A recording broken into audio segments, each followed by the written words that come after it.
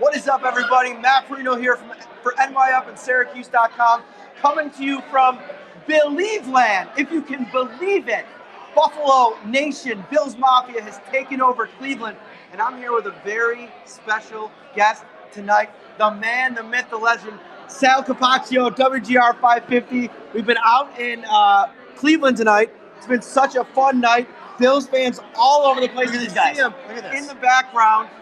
Just an exciting time. We were out having a good time, and I thought, hey, let's go live. Let's talk a little bit about this game tomorrow. I mean, what are your thoughts? Just to start off with, this is an exciting time. Yeah, first of all, let me say, love coming to Cleveland. I actually think it's a really cool city. It reminds me of Buffalo a lot of revitalization going on down here. If you get a chance, come out to Cleveland. But Bills fans have definitely taken over this city tonight like they did in Nashville just a few weeks ago. You know, I think this game really comes down to the Bills doing what they haven't been able to do the last couple of weeks, stopping the run. And now Kareem Hunt interjected into the offense for the Cleveland Browns. They're going to have to stop Nick Chubb, but Kareem Hunt gives them another option. But you know, all week, Matt, all week we've heard about get Odell Beckham the ball, get Odell Beckham the ball. And the Bills are going to have to make sure that they know that the Browns are going to try to get Odell Beckham the ball. It's a great point, because I think that one of the big issues going into this week, over and over again, we've heard about gap integrity, the word of the week, if you will.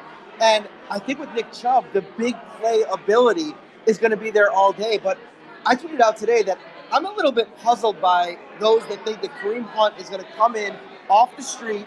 It's been a year since he played an NFL football game. He's going to come in and have a big impact in the game. I just don't see it. Now, look at, they have an option with Kareem Hunt. He's a good football player, but there's only one football. So how do you get it to Kareem Hunt and Nick Chubb and Odell Beckham and Jarvis Landry? So I think Freddie Kitchens has a bit of a problem on his hands to try and keep everybody happy. There's actually a lot of talk in Cleveland this week, Matt, of is it a good thing or a bad thing that Kareem Hunt is coming back? It's not a bad thing to have a good player coming back, but you do have to figure that out. Speaking of gap integrity, this is how it works. All right, let's turn around here, right? A gap, B gap, C gap. Everybody in the Bills defense has a gap, all right? So if you're supposed to be in your gap, even if you're here, boom, you got this gap. This guy's got this gap. If you're out of your gap just a little bit, boom, he's running through and he's hitting Matt Parrino all the way through the hole. And you don't want that, all right? That's what gap integrity means right there. That was a great explanation. I'm going to transition, though, on you. First of all, Matt Parrino, NYUpSyracuse.com, Sal Capaccio, WGR 550. We are here at Southern Tier Brewery in Cleveland, Ohio. Buffalo Bills, Cleveland Browns tomorrow. And this, I did a radio hit in the car today, kind of ate into our fun time a little bit.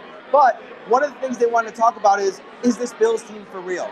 And this is, I think, the second game on the calendar that really is a chance to see where you measure up in terms of the best teams in the league.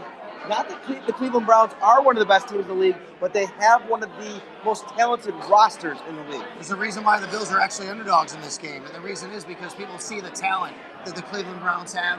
They haven't put that talent together, and their backs are against the wall. Their coaching staff is kind of maybe coaching for jobs from here to the end of the season. They want to turn this thing around.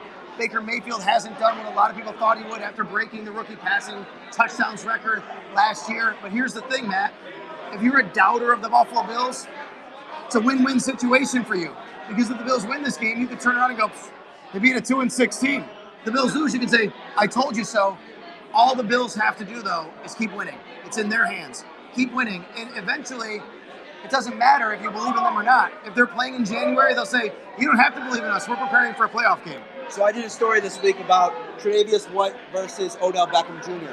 But I think the matchup to really key in on is Jerry Hughes versus Greg Robinson, because the more pressure that you put on Baker Mayfield, I think the more difficult it is for this Cleveland Browns offense to have success. Listen, we all know the Sean McDermott defense. It's keeping everything in front of you, not giving up the big play. Tre'Davious White is a great all-pro caliber quarterback. At least he's playing like that this year.